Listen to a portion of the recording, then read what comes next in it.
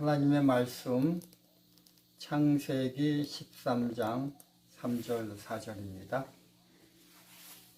창세기 13장 3절 4절 그가 남방에서부터 발행하여 베델에 이르며 베델과 아이 사이 전에 장막 쳤던 곳에 이르니 그가 처음으로 단을 쌓은 곳이라. 그가 거기서 여호와의 이름을 불렀더라. 오늘 설교 제목은 추억입니다. 드디어 창세기 12장을 지나 이제 8월달이 되어서 13장으로 넘어갑니다. 우리가 여기서 말한 단을 쌓은 것은 창세기 12장 8절에 나옵니다. 12장 8절에 거기서 베델 동편 산으로 옮겨 장막을 치니 선은 베델이요 동은 아이라. 그가 그곳에서 여호와를 위하여 단을 쌓고 여호와의 이름을 부르니. 아브라함이 하란 땅에서 출발할 때 히브리서 11장 8절에는 보면 그 갈 바를 알지 못하며 나아갔다라고 했습니다. 우리는 여기서 보듯이 예측할 수 없는 미래를 망망대해처럼 가는 아브라함의 모습을 봅니다. 그러한 상황 속에서도 시간이 흘러 감격스럽게 가나안에 도착을 합니다. 그래서 가나안이 다 자기 땅인 줄 알고 봤더니 가서 보니 창세기 10장 6절에 그때 그 가나안 땅에 가나안 사람이 거기에 거하였다라고 하였습니다. 이 말은 뭐예요? 성경이 불쑥 이 말을 집어넣은 이유는 뭐예요? 자기는 나그네이고 땅 주인은 가나안 사람이라는 것입니다. 자기는 가나안 땅에 가면 다 자기 땅인 줄 알았더니 객인 것입니다. 그는 희망이 아니라 근심에 쌓이게 되었습니다.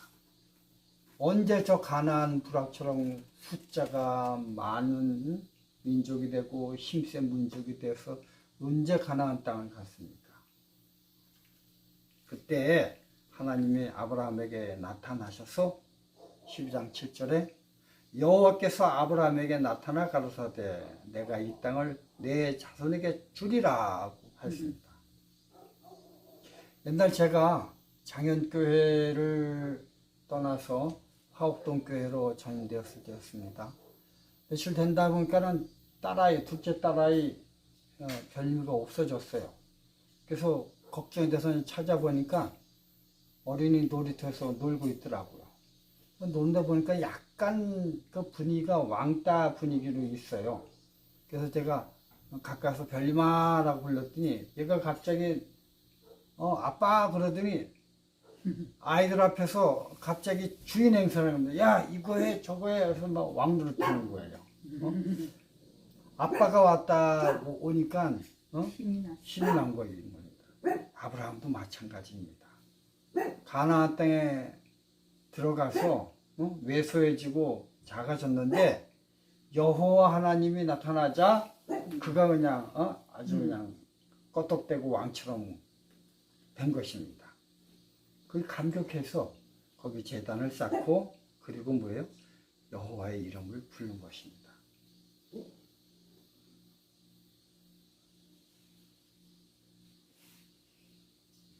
이제 시간이 지나 아브라함이 그 애굽에 갔다가 그냥 애굽에 간 게 놀러 간 게 아니고 기간이 들려서 먹을 것을 얻기 위해서 갔으니 얼마나 외롭고 초라하고 왜소해서 갔습니까?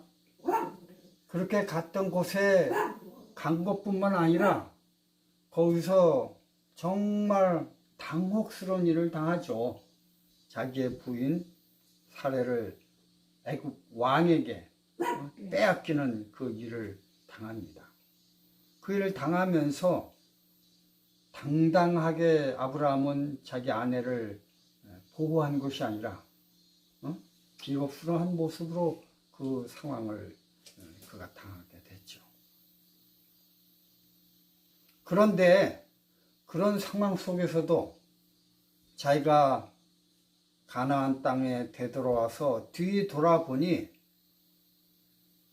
그러한 모습 속에서 자기와 함께하고 자기를 축복하고 자기를 보호해 준 하나님의 모습이 너무 감사한 것입니다.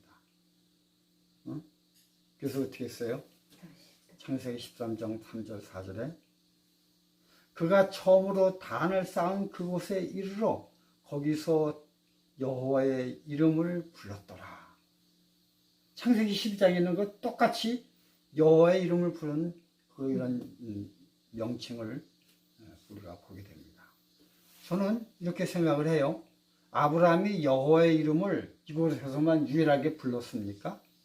제 생각은 아니라고 생각이 들어요. 그는 아침 저녁 때마다 예배 때마다 자기를 하란 땅에서 부르는 여호와의 이름을 부르며 예배를 드렸다고 생각을 합니다. 만약에 여호와의 이름을 부르지 않고 예배를 드렸다면 내가 누구를 예배를 드리는지 누구에게 종속됐는지를 모르는 것입니다. 그러므로 예배 때마다 여호와의 이름을 송축하며 그 이름을 부른 것은 분명한 것입니다. 그럼에도 불구하고 마치 여기서는 유일하게 여호와의 이름을 부른 것처럼 성경에서 기록한 이유는 뭘까요? 그것은 그 시간과 그 장소에서 아브라함의 생애 중 아주 특별한 신앙적 터닝 포인트가 발생했기 때문에 그랬을 것이라고 생각이 드는 것입니다. 아브라함의 삶 속에서 그 시간과 장소는 매우 특별하고 기념비적이어서 제단을 쌓고 이름을 불렀다라는 것이 아마 성경 해석의 올바른 해석이라고 생각이 듭니다. 요즘 엘니뇨 현상으로 낮의 기온이 너무 높습니다. 아니 너무 높은 곳이 아니라 뜨겁습니다. 뜨거워. 이럴 때 제가 느끼는 온도와 기상청에서 알려주는 온도와는 차이가 있습니다. 현실 속에서 내가 느끼는 온도를 우리는 말하기를 기상청에서 가리키는 온도와 다르게 말하기를 체감 온도라고 얘기했습니다. 근데 살다 보면요, 실제 팩트인 기상청에서 알려주는 온도보다 내가 느끼는 체감 온도가 생활 속에서 제일 중요한 것입니다. 시간도 마찬가지예요. 똑같은 객관적인 시간인데 이 똑같은 시간도 내가 느끼는 길이의 시간도 있고 짧이의 시간도 있는 것입니다. 제가 지금 집사람이 된 영신이하고 그 중학때 그 종로이가 그 부르네라는 그런 찻집에서 한번 만나게 됐어요. 그땐 긴장이 되어서 잘 보이기 위해서 1시간 일찍 갔어요. 근데 그 1시간 기다린 1시간이 내게는 하루 같았어. 얼마나 긴지 말이에요. 너무너무 길었어요. 근데 만나가지고 1시간 이야기하는데 그 1시간은 또 1분처럼 짧아. 확 딱 지나가 버려요. 이처럼 시간도 내 생각에 따라 길어지고 짧아지는 것입니다. 생각만 그런 게 아니라 내가 인생의 주인공에서 볼 때 시간은 길어졌고 짧아진 것입니다. 이처럼 체감 온도처럼 체감 시간이 나에게 있어서 중요한 것입니다. 우리는 이렇게 정말 내 인생 가운데서 빨리 가는 시간을 붙들어 매기 위해서 뭔가 좀 빨리 가는 것을 어떻게 좀 기념하기 위해서 우리는 흔적을 남기기를 원합니다. 아브라함도 마찬가지예요. 처음 가나안 땅에 도착해서 미래가 막막할 때 하나님의 나타나는 것을 기념하여 제단을 쌓은 것처럼 애굽 땅에 가서 그 숱한 고난 속에서 자기를 돌봐주신 여호와 하나님을 또 기념하는 것입니다. 세겜과 아이 사이에 제단을 쌓고 여호와의 이름을 불렀다는 것은 이러한 해석에 아주 합당한 해석이라고 생각이 듭니다. 그래서 우리는 성경에서 여호와의 이름을 불렀다라는 이러한 문장이 나오면 미련하고 하찮은 자기에게 나타나 저주와 책망 대신 놀랍게도 감당할 수 없으리만큼 어마어마한 축복을 내려주신 것을 기뻐하는 것이다 라고 우리가 해석을 하면 되겠습니다. 그렇기 때문에 성경에 그 단어가 나오면 좀 더 깊이 있게 우리가 한번 살펴보고 그걸 따져봐야 되는 성경절입니다. 제가 고등학교 1학년 때 그 신앙적으로 깊이도 없을 때 여름 성경학교를 하기 위해서 시골로 갔습니다. 그때는요, 기차 타고 가는 게 마치 지금 비행기 타고 가는 것보다 더 신나고 긴장되고 어려웠어요, 사실은요. 제가 그런데 그곳에 간 곳의 주소를 지금도 똑똑하게 기억합니다. 경기도 평택군 보승면 원정리 곡교구라. 근데 저는요, 지금 70평생 가까이 살면서 이사를 좀 많이 했겠습니까? 근데도 단 한 번도 제가 주소를 기억하지 못하지만 여기는 기억을 해요. 왜 그래요? 왜 그렇게 기억을 합니까? 의미가 있어요. 제 신앙 생애 가운데에서 가장 중요하다고 생각하는 터닝 포인트였기 때문인 것입니다.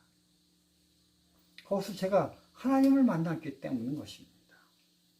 거기서 여호와의 이름을 불렀기 때문인 것입니다. 제가 이러한 경험을 통해서 성경에서 여호와의 이름을 불렀다라는 의미가 뭔지를 체험적으로 제가 깨달은 것입니다. 그렇습니다.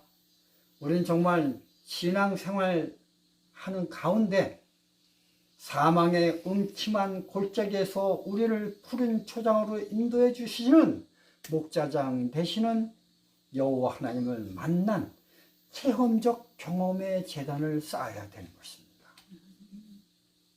여호와의 이름을 부르는 경험이 많아야 되는 것입니다.